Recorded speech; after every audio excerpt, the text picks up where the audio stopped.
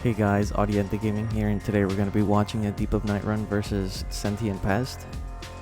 I was running Recluse with my magic attack power-up build, and during this game I actually found a spell that I rarely find on Recluse.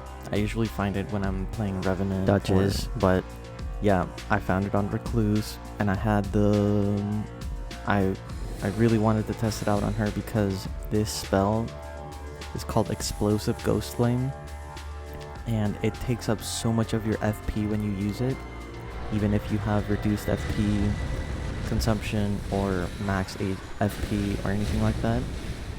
It just chunks your FP. But the good thing about Recluse is that you can just use it once or twice and then just gain that FP back by using your character skill and building up those cocktails. It fills up your FP bar, which is super helpful in this situation because this spell not only came with Explosive Ghostflame, but it also had Comet Azure, and I think I used it once. Probably not, maybe. I think I used it once to revive, but it might have been before this boss fight. But yeah, essentially I was just trying to see how powerful this was against a boss who's weak to fire. So not necessarily what I had in my inventory, but Ghostflame does build up frost over time. And I'm pretty sure I was able to frost the scorpion at least once or twice before the boss fight ended. But yeah, this is honestly just kind of a test. I also had the gravity spell that you see me using right now, and I was mainly using this against the moth simply because the moth just likes to stay in the mid-range and dodge a lot of the attacks. So the good thing about that spell is that it basically just locks on and it follows the enemy until it hits it, even if it's still pretty far away. It has a decent range. So I was using that to like stay in the mid-range and still be active in the boss fight, but you can see it more towards the end where I'm actually able to get close to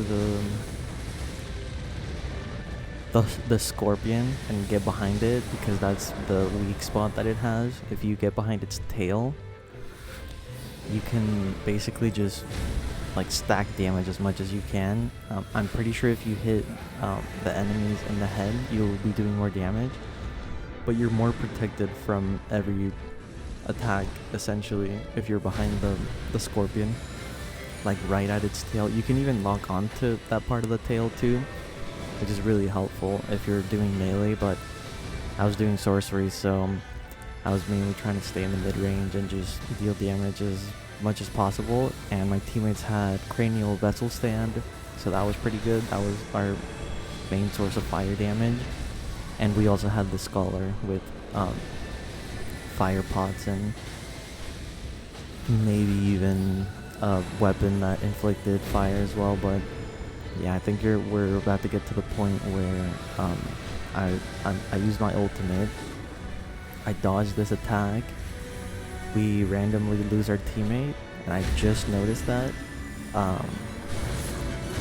But yeah, the enemy gets knocked in a little bit, and we just end up using the Explosive Ghostflame literally right on top of the enemy, so you can see that it was like chunking a lot, because not only does it explode and that big explosion causes damage, but it leaves like a huge pool of the Ghostflame on the ground, and that's what I feel like gets the enemy most, especially if they're a large enemy, because they're just standing in the fire.